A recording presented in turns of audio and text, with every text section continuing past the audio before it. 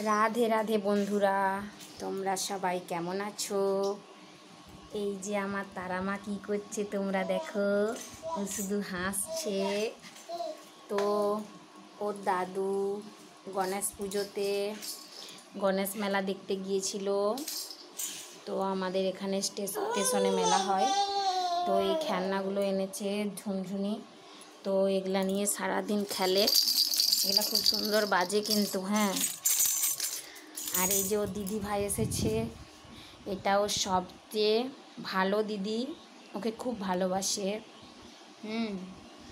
আর এখানে দেখি আরেকজন কি করছে, ও আরেকজন ঘুম করছে।